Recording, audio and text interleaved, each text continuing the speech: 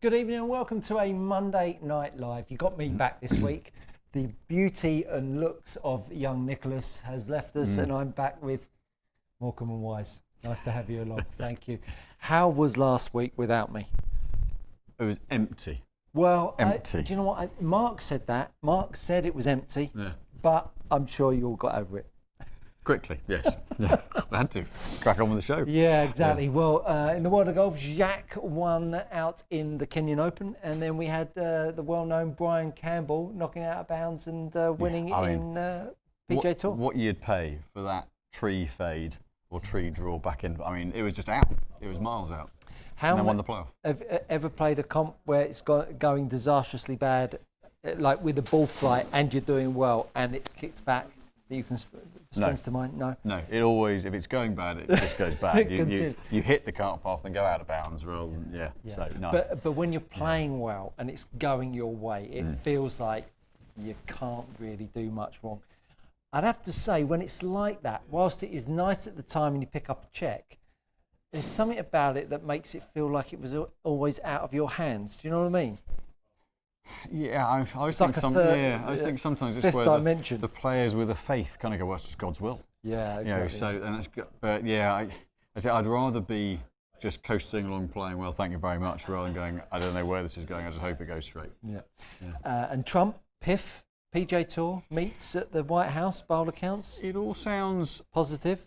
I mean, it kind of has a gut feel that at the end of this year something's going to happen anyway, because the 25% viewership down in the States for US tour coverage, which is rotten. So they need to do something about it. And I think getting rid of a few barriers to it coming together is what Mr. Trump might be doing that Mr. Biden might not have wanted to do.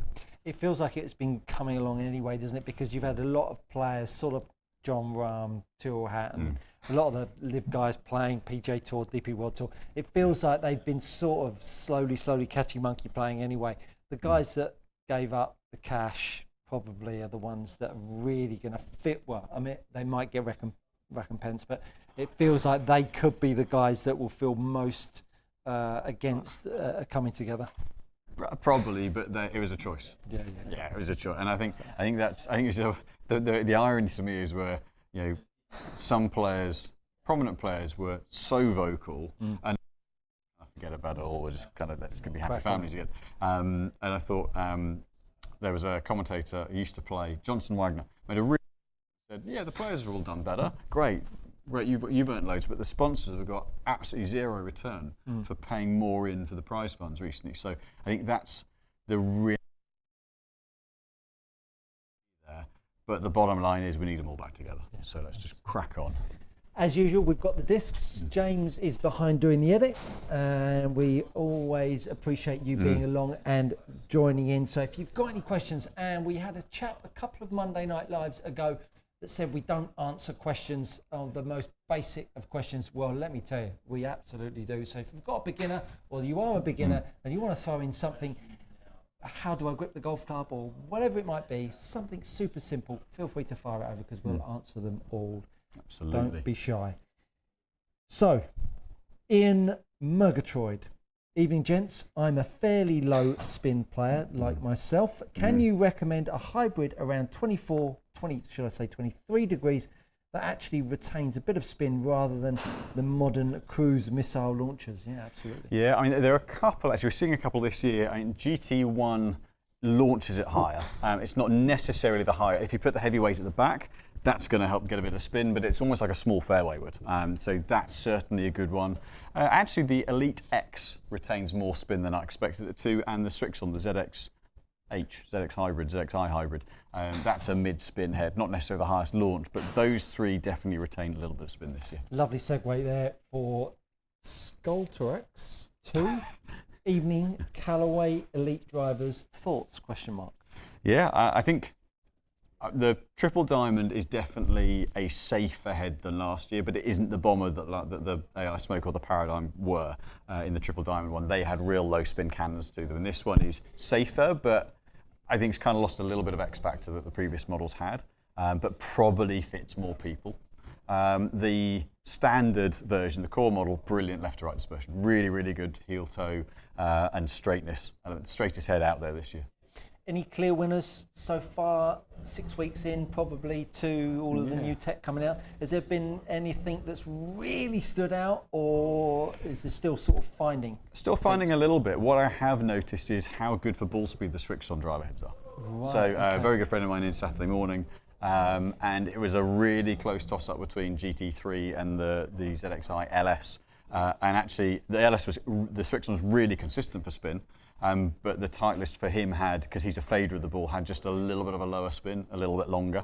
And we were trying to gain, unfortunately I just done myself a disservice by making him longer and making it harder for me to win anything. But it was neck and neck other than slightly lower spin out of the Titleist. But the Strixon is performing really well.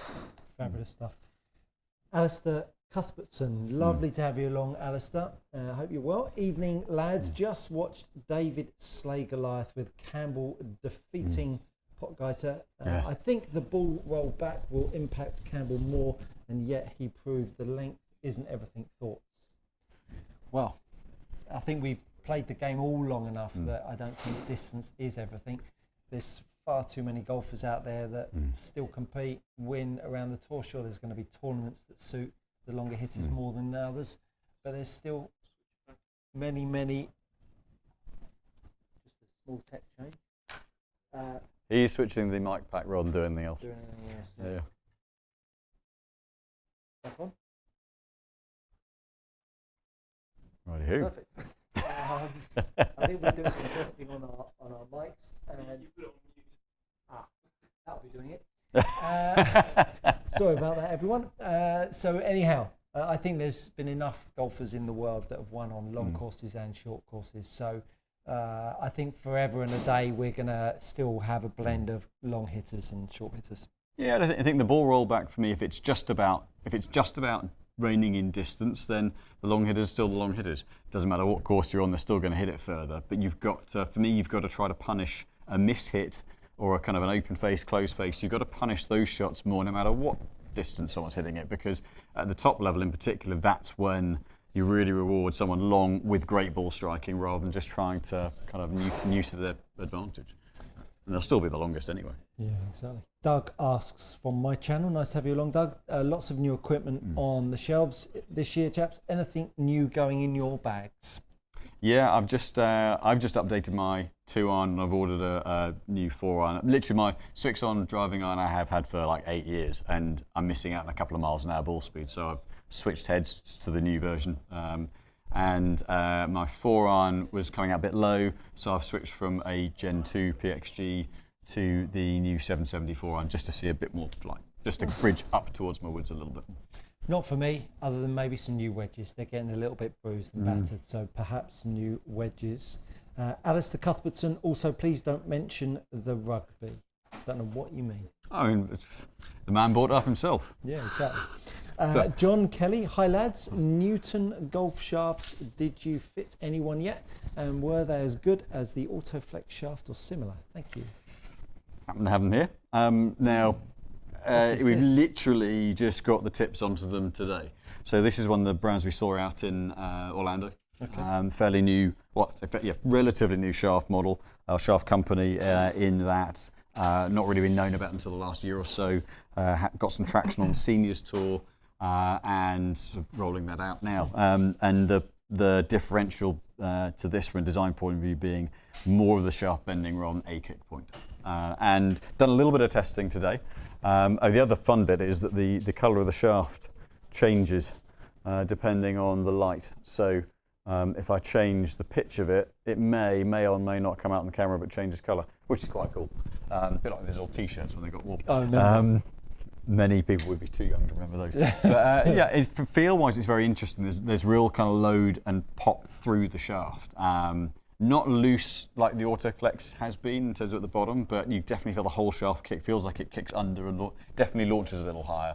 But it'd be interesting to get other golfers into them. But we've just had a chance to test them ourselves. Quite interesting. Yeah. Dare I ask the money? No, they're not as dear as most. Okay. I've got to get exact pricing, but I think they're going to be in the kind of the £250 for a reshaft mark rather than 350, 400. So that's something that Autoflex, when they came out, were like 750, and then they're kind of 600ish now. Oh. So that's something that they wanted to make sure they pitched it just that little bit below some of the others. But yeah, from a material point of view, structure just quite interesting. Definitely, as I say, interesting. The Autoflex commented that it has a little bit of that loose side, a bit like the Aqua, the Shogun as well, the blue. Definitely shaft with a lot of feedback to it. So yeah, interesting like stuff. Yeah, lovely. John Puckett. Good evening from the States. Good evening, John. Nice to have you with us. With iron shafts like KBS, what does HT, VT, and reinforced tip mean, and how are they different? So what does HV? Oh, VT. So Tor VT charge. So HT high trajectory. VT is it's kind of it's like the Tor V series, but more the Tor side of the Tor V. So Tor VT. So it's Tor V Tor. So it's just slightly stiffer versions of, and they have done a wedge series in that as well, where it's called the Tor VT. Is there another terminology? And he's asking about the reinforced, and what does a reinforced tip mean? So reinforced tip is with steel, the walls get quite thin, so they put more material into reinforced to strengthen it, to stiffen it, to reduce flight and reduce spin. So KBS do a lot of heat treatments and things with their shafts, so they're not always tip reinforced from a material point of view, more through heat treatments to structurally stabilize it, which is why their balance points are often a little higher, other than the C-taper series, than other brands.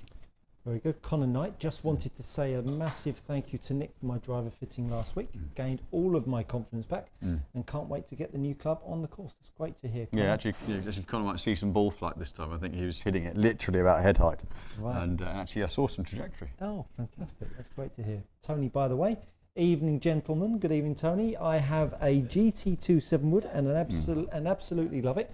Currently in a Ventus Red 7S. Would a Ventus Black lower flight to gain slightly more distance, or any other options to do the same? Thank you. I mean, shaft-wise, it's going to be marginal.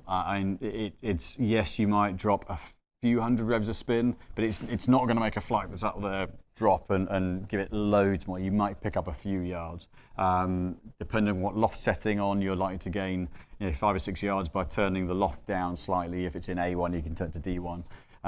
Shaft alone, it's unlikely to make a huge difference. If it's timing well, striking well, getting good ball speed, you're literally just reliant on flight, and the shaft and the way it bends on its own won't make a huge difference to that, but a small one, a few yards. No. Well, I've added a couple of na-nas in, but asks a defining difference between the GT2 and GT3 players, because it's not better, faster, always go to GT3. Winner Aberg goes to GT2, and cruising at 190, Potgieter also plays the GT2. Yeah, so GT2 weights back further, it's a deeper head, so the weight sits further from the face. It's designed around a slightly higher launch and a slightly higher spin. GT3 also has the heel-toe sliding weight, so if your strike point tends to be heel or toe, you can dial that in slightly to reduce the gear effect. But it's generally a slightly lower launching head. So I find I'm better in a GT3 where it's more weight forward, because the weight at the back, I lose the control of the face a little bit. It drops the face open as I transition. Someone like Oberg's just so on plane. I mean, there's just no. But for him, it's spin retention. A little bit of a higher flight, a little higher spin retention, bit more forgiveness. So you're looking at where someone's natural spin profile is, but also what window they want to hit, and then where their miss pattern is. So. Very good. Tony, by the way, goes on to say, P.S. just shot my lowest round in 3 years after the club changes you guys did at Christmas for me. 15 greens in regulation, 10 fairways hit, 71 gross for the front nine. No, 71 gross. And those to get your best score in those conditions, it's been hideous. Yeah, really course playing long, must be hitting it well. Yeah, well done. Well played. Good stuff. Guy Harrison had a full bag fitting with Simon last week, over 2 days. 5-star experience, would highly recommend. That's good to hear. Thank you, Guy. Yeah, Guy came down, stayed over, did the irons one day, stayed over, did the woods the next day. Nice. Very good. Yeah, fantastic. Gog Magog golfer. Marvellous. Mark Blass 49. Hello from sunny Palm Springs, you absolute devil.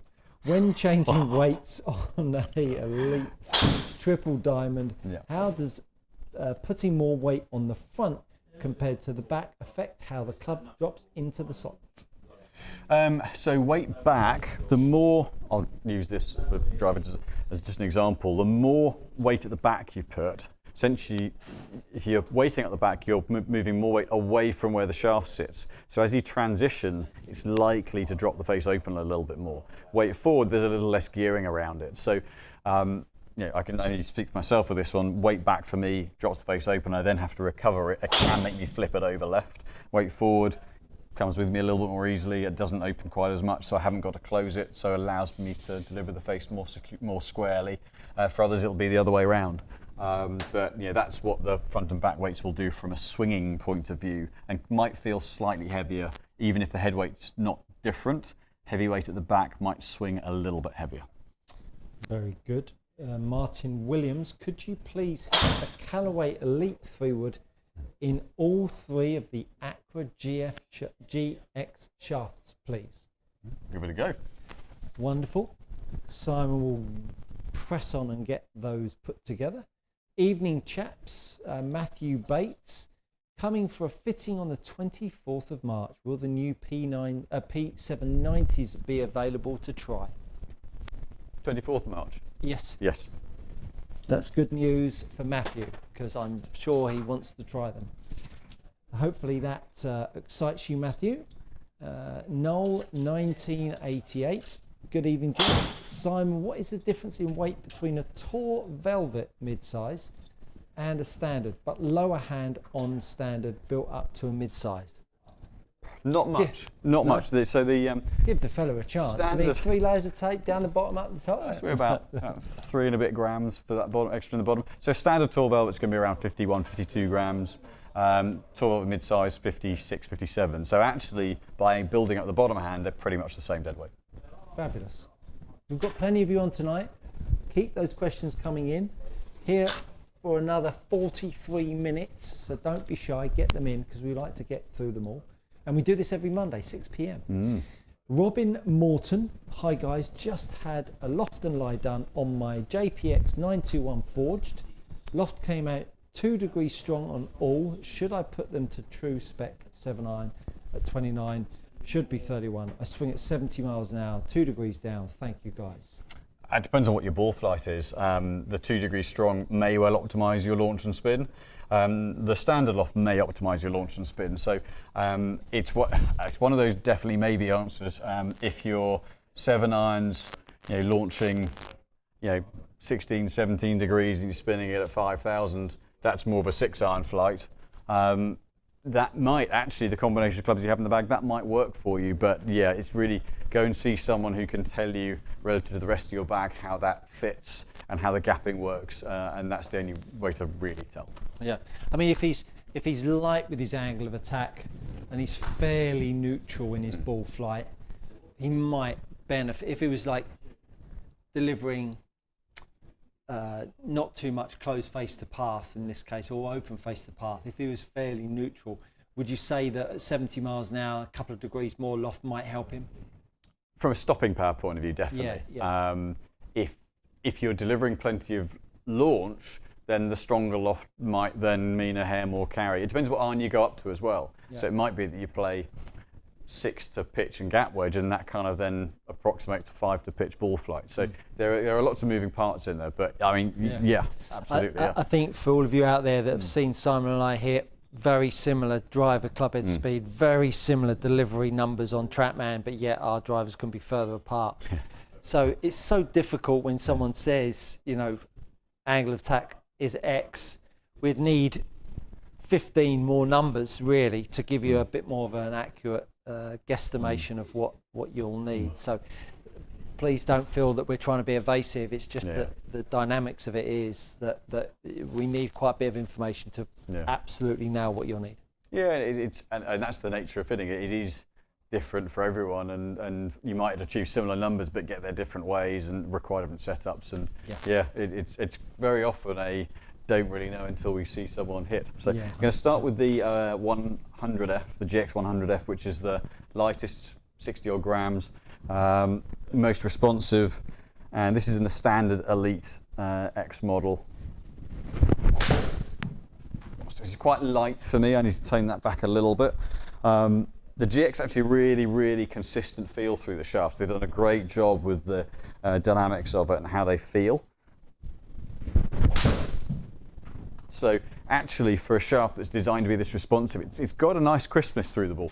The head's really good for mid-launch and keeping spin down, so that's actually a really efficient flight. Well, this is the Elite head, isn't it? Yeah. Yeah, it's a good-looking head, that, isn't it? Got a bit more weight at the front. They've added some tungsten at the front, so it's quite a solid-feeling head. But the last 2 series of Callaway fairways have been really good. Particularly the core model, the shallower head profile's made a big difference. That looks like it's got a lot of loft on it for 15 degrees, doesn't it? I like that. And it will measure a bit more than it says, and a lot of the brands now at lower lofts are adding a bit of loft to help them get airborne, and they get closer and closer to true loft as you go up in loft. Is that right? Because you've already got the loft to get the flight.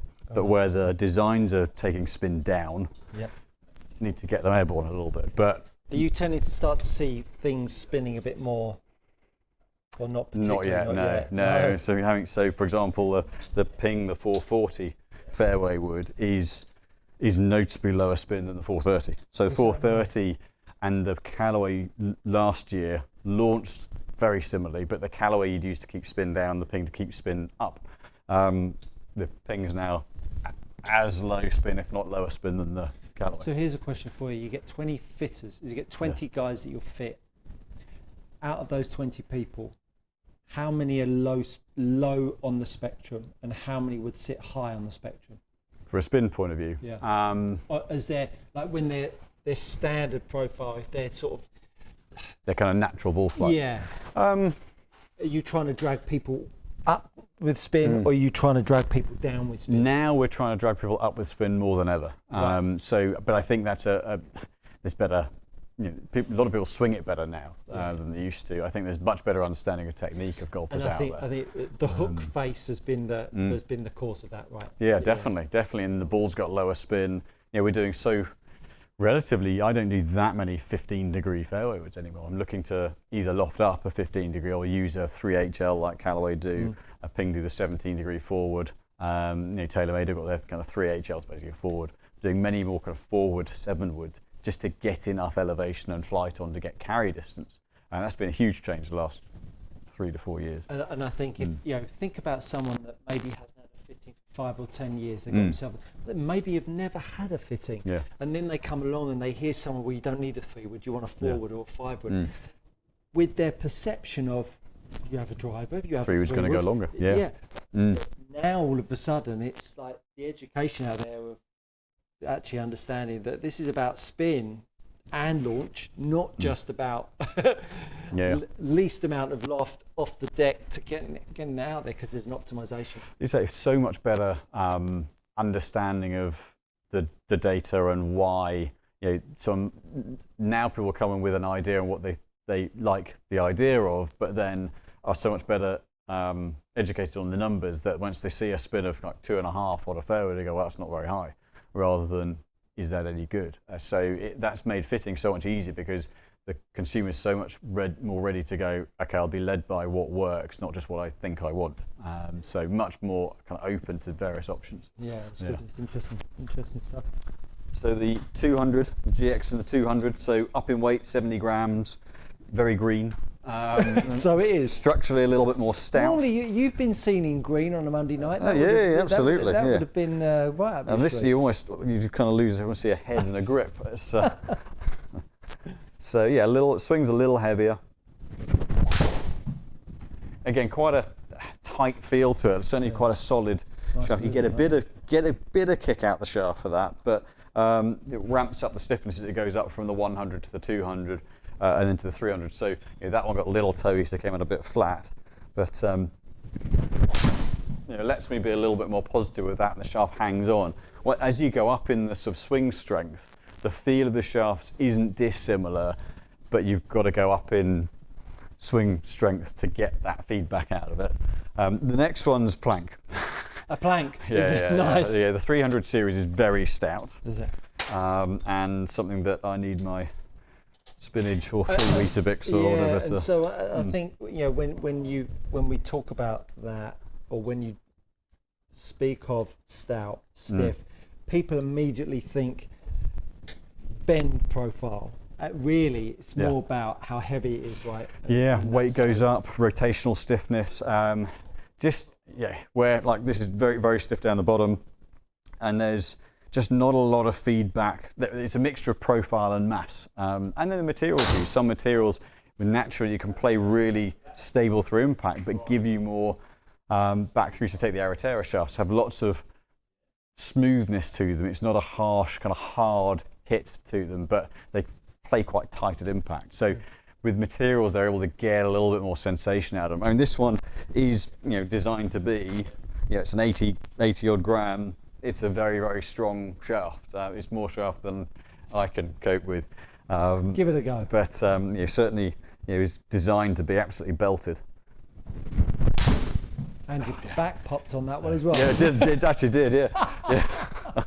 But I mean, that was Healy, but it kind of makes you want to work at it to get anything from it. So I've got to really fetch that through, so my timing goes off.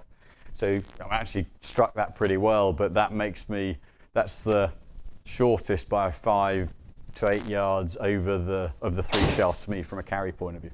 And to the point of the fitting, it's making you have to do stuff that you don't want to do on a regular basis. Yeah, that's not a swing I can repeat on course. No. Not without. Nor would you want to. Without needing to go and see Stuart after every single round to get my back sorted. But again, there are players that's perfectly suited to who are bigger and stronger than I am. Yeah.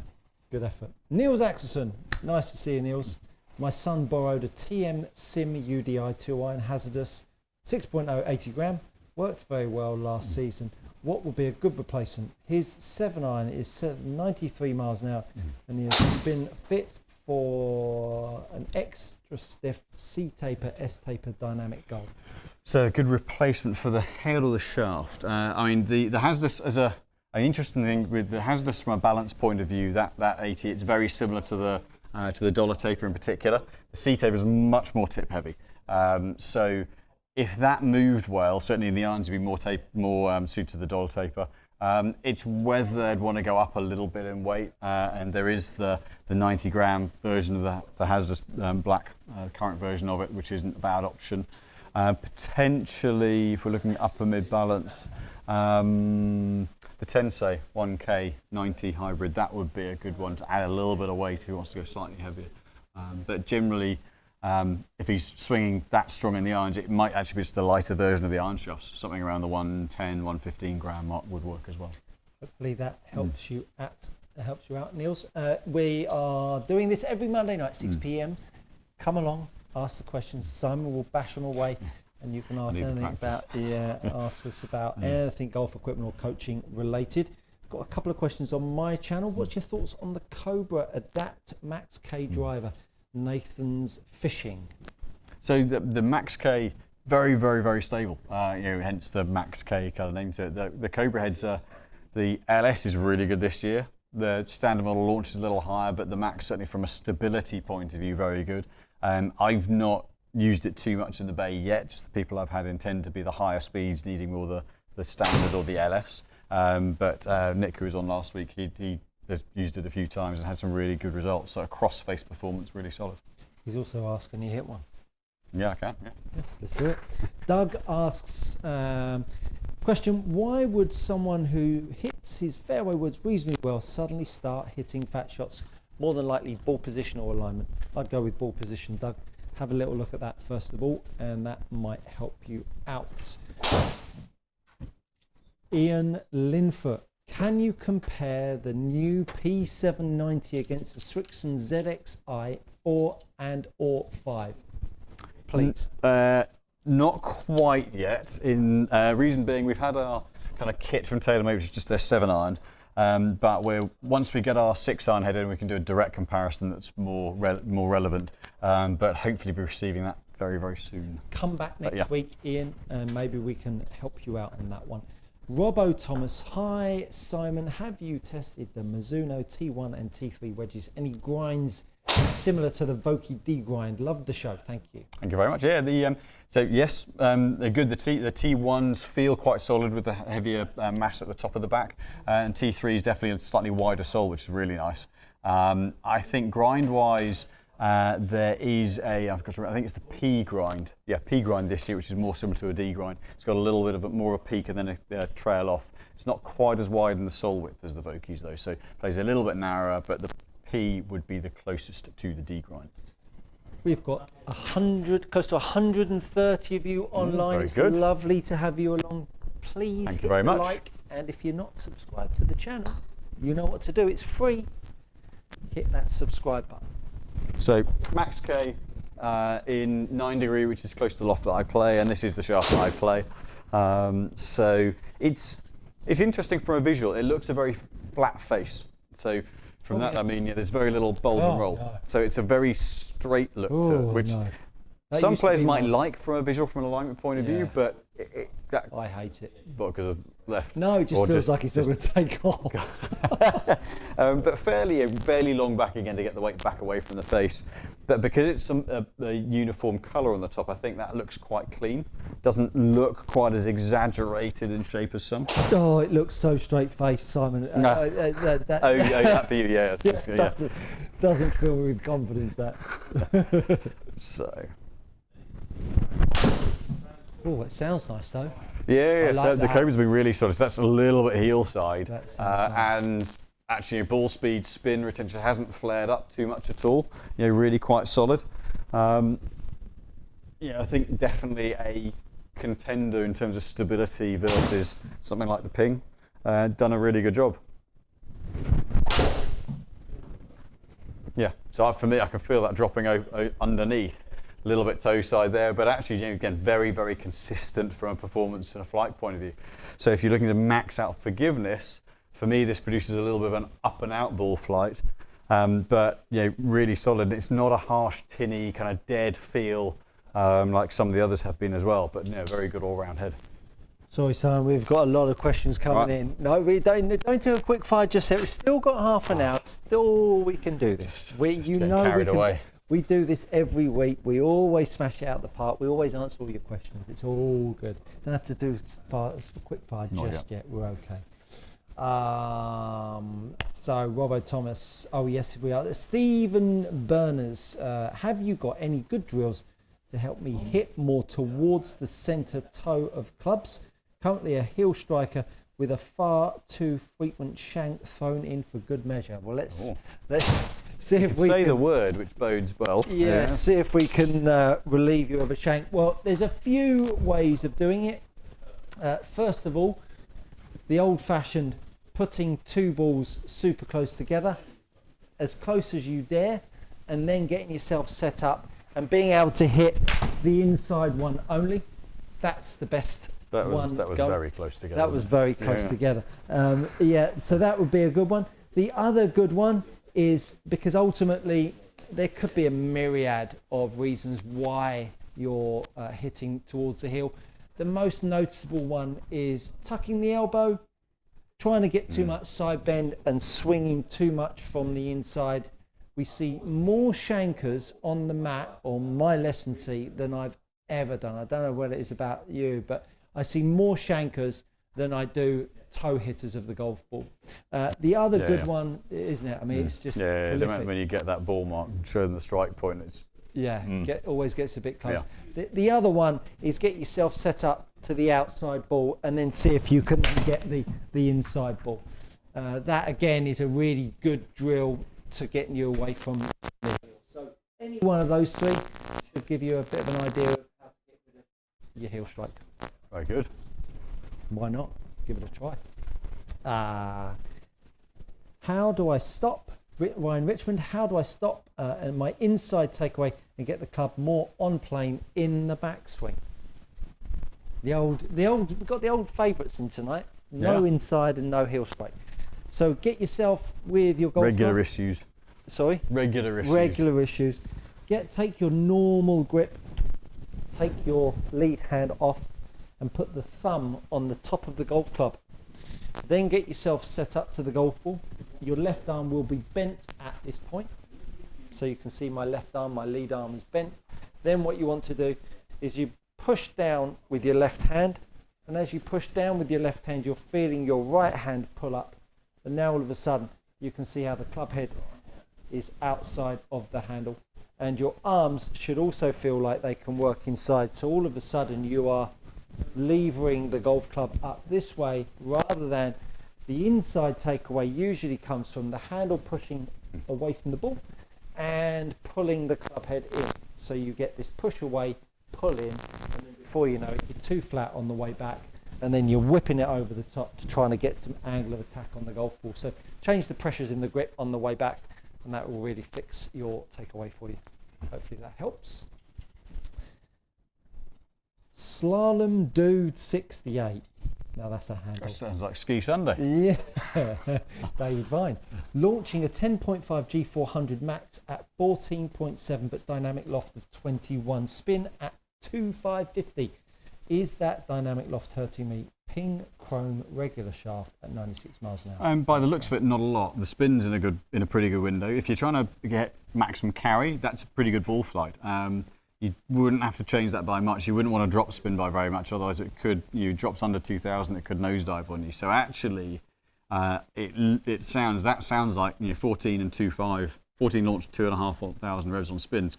That's a really safe ball flight. If you're at 105 miles an hour, it's probably a little high, but at 95, upper half of the flight window. But that sounds pretty good to me. Ian Linfoot's question I missed. Would you recommend a good junior aged 14 for handicap plays in junior events or any event, including adult events, his handicap qualifies for? Yes. Always good to play against adults. I think it's great for the juniors to mix with adults. Gives them great etiquette. I think having a conversation with adults, I think, from my experience, I think 14-year-olds, 13-year-olds, 12-year-old golfers, they're so used to being around adults that you can hold a conversation with them. We see them down here all the time, don't we? I just think the sport really encourages that. So I would get young lads mixing and young ladies mixing with adult golfers as early as you can, as early as the club will allow it. Personally, back in, I'm sure it's probably the same for you, but we had to have our 12 handicap before you could get into the men's comps, and that was always the first hurdle, wasn't it? Get your 12 handicap. Yeah, absolutely. Then you could play a load more competitions at the weekends on midweek medals and that sort of stuff. Was it the same for you? Yeah, similar. I can't remember what the handicap was for the main comps, but then there was if you got to a certain handicap, you could play before a certain time at the weekend. Same to you. But I totally agree with you. I think golf as a sport is so good from a kind of getting youngsters to mix with basically different people, to mix with different ages, different backgrounds, you learn how to be with people. I think it's a huge life skill that on its own is worth doing. But you see different games. You can develop your game based on seeing how someone else does something. I think there's so much to be gleaned from that. 100%. Josh Gunton, top show. Any technique tips on how to reduce dynamic loft on my driver swing? I'm hitting the ball into space. I don't know why. The easiest one will be just go and check your grip out, Josh. That will be probably, you've got the face wide open somewhere in your grip, and if you get your grip in a better place, that will certainly help you. The other thing, just make sure your golf ball is not too far forwards in your stance. You might be hitting up on it too much. So many people feel like you've got to get the ball a long way forwards. Then you start getting them to sit back too much and you're trying to whack up on the golf ball. Tee the ball down low. Pretend, even drop it back in your stance a little bit and pretend it's almost like a 7-iron and see how that goes. If you then start seeing the ball cutting and slicing, then you definitely have a grip that's not quite right. So grip first, then ball position. If those two things don't sort you out, come back next week, let us know, and we'll give you some more advice. Yeah, I think fundamental so key. Everyone looking for the most complicated fix a lot of the time, but so many people I've seen recently, it's been a ball position or a distance from the ball issue rather than anything major from a swing standpoint. Absolutely. Aim for the bushes. Yeah. That's a new one. I don't think we've seen that one before, have we? Evening gents request, if possible, could you hit the Ping 440 fairways with a 10 say black and orange to see the differences in feel and flight? As always, a big thank you. You are super welcome. Righty. As Simon heads off. It's always got the Grab black and the pink tip. How is it possible that I hardly notice a weight or pressure shift when turning? You've got lack of feeling in your feet. That could be one reason. You never use your feet. That could be another reason. A great way to feel pressure shift is to get your feet together, make a backswing. As you make a backswing, step to the left. As you step to the left, you're using your right foot to load. And as you get to the top of the backswing, as you plant your left foot, you will then feel load in this left foot. As you then pull on the golf club, you that left foot to push back and open your hips up. If you do that, you'll definitely feel some pressure shift in your feet. If you don't, you might want to go and see the chiropractor or someone or the chiropodist, because that might help you out with your feet and foot pressure. But yeah, it's a really good way, really good step drill. It used to be that golfers would want you to step to the right in your backswing and then step to your left in your downswing. That, my friends, only encourages sideways motion, doesn't create rotary motion in response to the upper body. So use that little side drill. Back to your line dancing again. Yeah, I love a little bit line dancing. We haven't had Gary or my sister on tonight. That could always happen. Let's skip back to my got a really good group of you in there tonight, and hit that like button while you can. It would be much appreciated. Andrew Evans, evening gents. Have noticed on TrackMan that my 7-iron and driver peak heights are identical. What would that indicate 7-iron is going too high? Carry at 170 with spin just below 5,000. No, and generally height-wise, it's very similar. You'd be really surprised to know that driver, mid-iron, short iron, wedges, flight height really similar all the way through the bag. So if they're a similar height, great. Sounds like the 7-iron's a little on the low side on spin.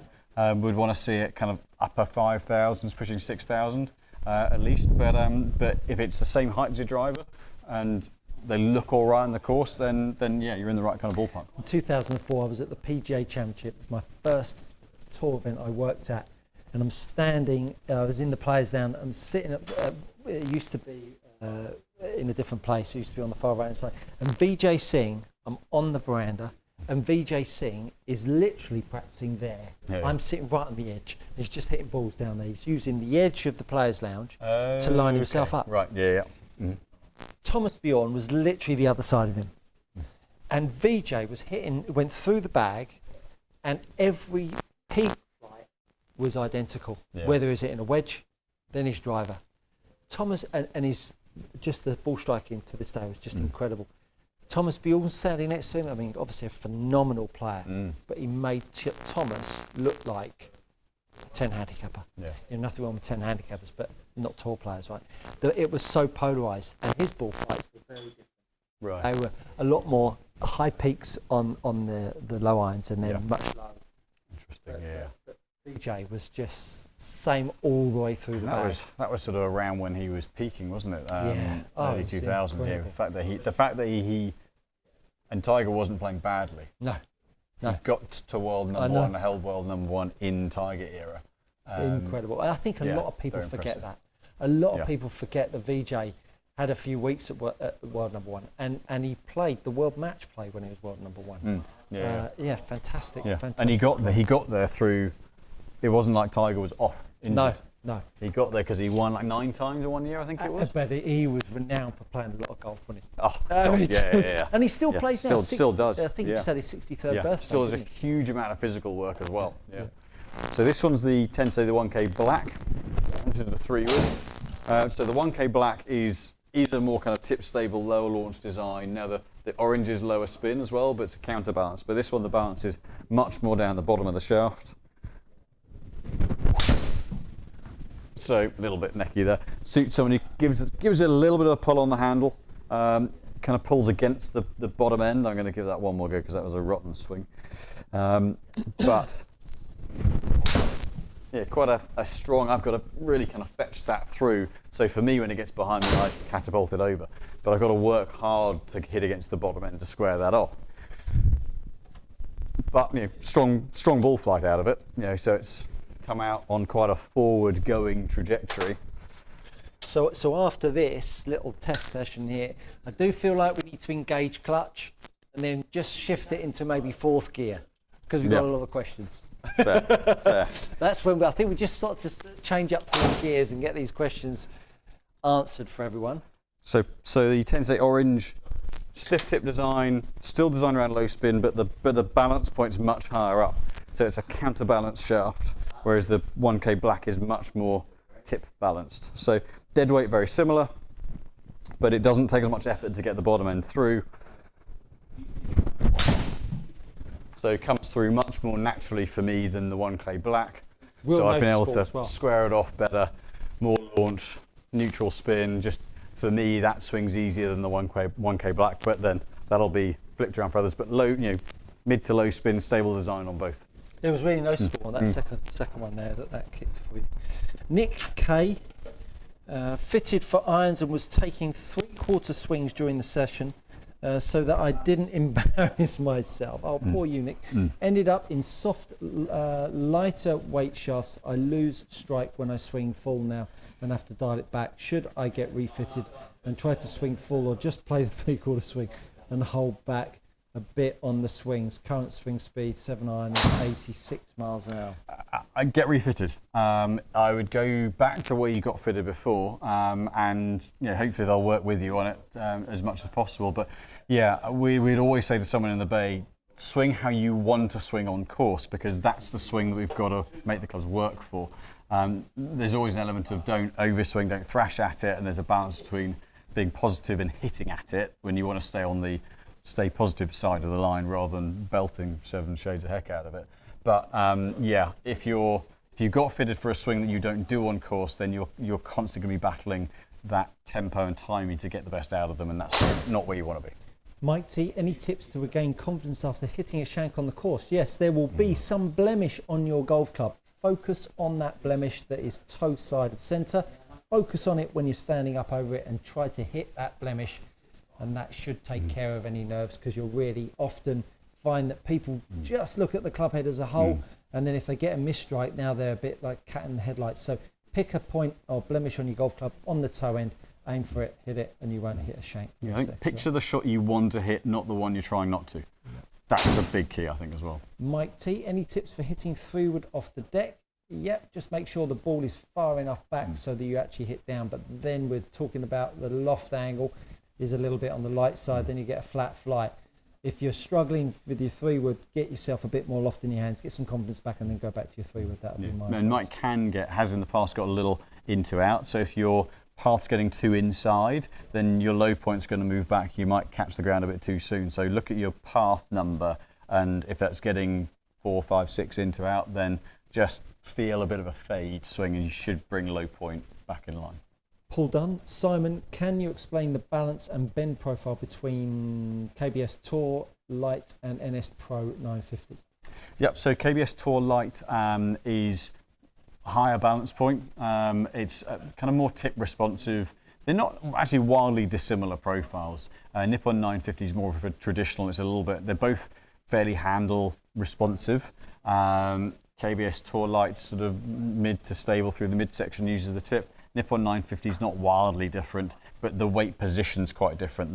The original 950, not the Neo, is more down the bottom end, so it swings heavier. The Tour Lite is more kind of handle end, so swings not quite counterbalance, but swings a little lighter, but very similar actual bend profiles. Leo, hey guys, do you have the TZ6ST? Really interested in the shaft. Can you compare it to the TZ5 and the standard TZ6? We're going to press on. I can tell you the difference. The TZ6ST is the stiffest tip of all of them, and swings the heaviest of all of them. So the TZ6 is the lightest swinging, bit of tip response, but still low spin. TZ5 is a little bit more tip heavy, designed around a lower launch, and then the ST is even more down that bottom, everything just to kind of go that way from a spin point of view, but swings heavy compared to the others. So the 65 is 68, whereas in the TZ5 and TZ6, the 60, 65 are down, actually the TZ6 is 57 grams, TZ5 is 60, 61. So there's a quite significant weight shift with them. Mark Howard, could you show how you set up to hit the driver, please. Of course, well, driver, because it's a longer shaft, people can often pull for too long, so you end up with too much angle of attack. So you want to really start off with getting the ball on your left heel, standard fair. But if you're a high ball hitter, consider moving it back of that. If you're someone that's a low ball hitter, consider moving it more forwards. So many people want to really sit back to try and hit up on it. I would really discourage that. You understand that when you put the right hand below the left hand at address and then pop the club down, you will naturally have a left shoulder higher than the right hand, right shoulder. Then you don't need to then start adding it in. But from there, I would then start to really recommend feeling like the club head sits slightly more in front of the handle, so you feel like you've got a bit of shaft lean away from the target. And as I say, from there, your angle of attack and how the ball spins is going to come down to where you strike it on the face, because if you're a heel or toe striker, it will really affect the curvature, so be conscious of that. And then the other question mark asked, and how to strike it, always hearing hit up on it, and I end up reverse pivoting. That's how long is a piece of string, Mark. How do I hit a driver? That is a long answer to hit it, but you know, if you maybe let us know what you do in your golf swing. You're saying that you have heard about hitting it up on the driver, but normally the ball position being forwards will really deliver an up strike of some degree. Just depends on how much you pull the golf club for. But I would usher the ball further forwards if you're getting the low ball flight, and if you, as I say, if you've got too much ball flight, drag it further back. Hopefully that helps. TYB, evening chaps, S3 strengthening or decreasing loft. Will this ruin all the good work Mizuno designers have done on the triple cut sole? Depends how much you're doing it by. 1 or 2 degrees you can get away with. Triple cut sole will still have an effect if you're strengthening loft. Taking it off, it's going to lower the leading edge, but you've still got that beveled leading edge to help as well. But yeah, you don't want to be doing it too much, otherwise you're certainly not taking too much loft off, because otherwise that leading edge could get a little bit diggy. But yeah, 1 to 2 degrees you should be absolutely fine. Colin Hood, I currently play a set of TaylorMade 200 irons, which are now 23 years old. Oh, yeah. Over the last 3 years, I've lowered my handicap to 15. What improvements could I get by being fitted for a new set of irons? Ultimately, there's more tech in the heads now. So relative to your 200s, you can get a head shape that has more forgiveness, more stability off centre. If you strike them well, then and you're getting good launch and spin, then it's relatively minimal. But there are heads that are going to give you noticeably more margin of error now. Very good.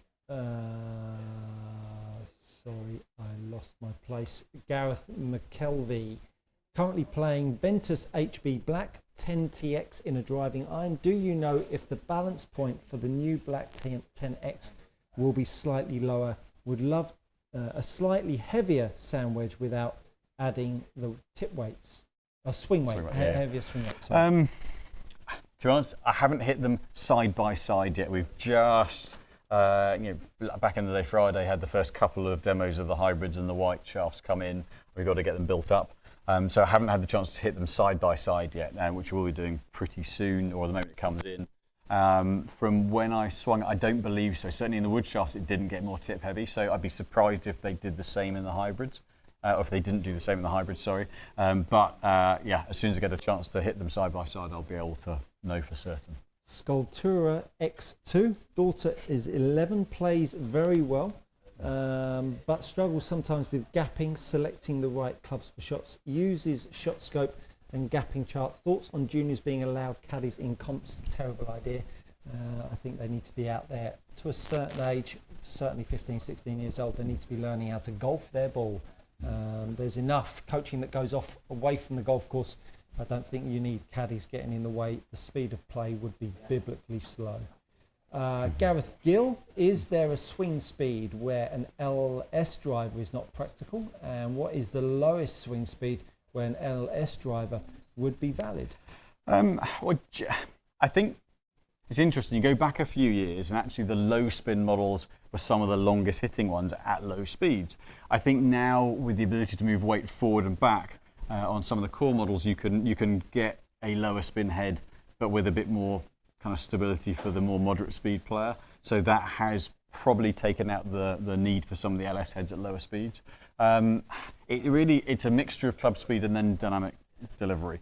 So we do quite a few GT3s, for example, in moderate speed players who don't need help getting it airborne, and technically that's still a low spin head. So I wouldn't want to put a kind of a number on it, but equally speaking, if you're 95 miles an hour plus, that's 100 miles an hour plus. Certainly, that you're going to start to look towards those heads. But it's a case by case thing, so it could well suit someone at lower speed. Michael Crowley, tend to miss putts to the right. More or less toe hang to help square the face? Less toe hang. So, yeah, less toe hang. The left rough, I've switched into the T100 with the standard Project X 6.0 from ZX7 with Modus 120 stiff. The ball flight is so much better. I have Modus 120 stiff in my Vokies. Should I reshaft my wedges to Project X2? The Modus will be a little bit lighter, so it's rare that you'd ever go lighter in a wedge. It can happen, but it's rare. You might want to look at the Project X wedge shaft just to get a bit more feedback from it. But equally speaking, if it swings well on the pitch wedge and you're not looking for a softer feel, then taking that through may well work. It might be that something like a dynamic gold wedge shaft could suit as well. 5 minutes, we're getting close. Shako, good evening, lads. In your opinion, what is the best hybrid 2025 for a combination of playability and also distance off the tee? Looking for something around 22 degrees, my 4-iron replacement. GT2 is very good. It's on the stronger side, but GT2 is good, and the QI35. Paul Clanner, I wasn't expecting you to finish that quickly. Paul Clanner, hypothetical question. Would lessons preclude a fitting or fitting then lessons? So, as a fitter, what you don't want someone to have lessons after a fitting and materially change their delivery, because irons you can get away with, drive you can't, because if it changes the amount of loft you deliver, then it's potentially a completely different head style.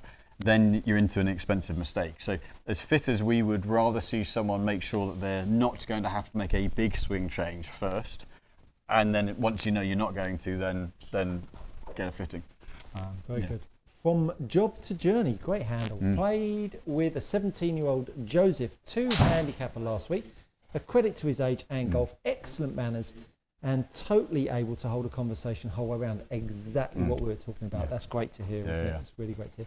Mac09, how do I develop a consistent low point in my swing? I recently had a lesson with Lewis where we addressed my posture. Most of my shots in the 2-hour lesson were between 4 inches and 6 inches ahead of the ball. Well, funny you should say that.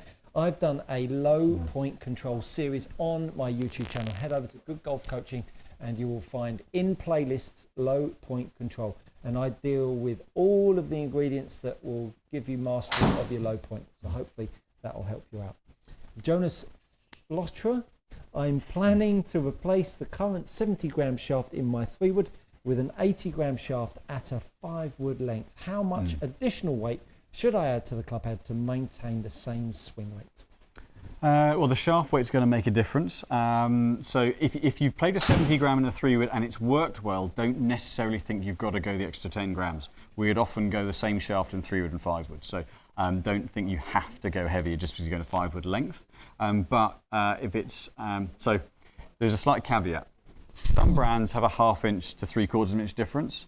Titleist go a full inch. So it depends on what you class as 3-wood to 5-wood length difference. For half a swing weight, for half an inch, you probably need to add about a swing weight 1.5, so about 3 or 4 grams. For a full inch, it could be as much as 5 or 6. Very good. Matthew Priestley, running late, but if you get the chance, we're not running late just yet.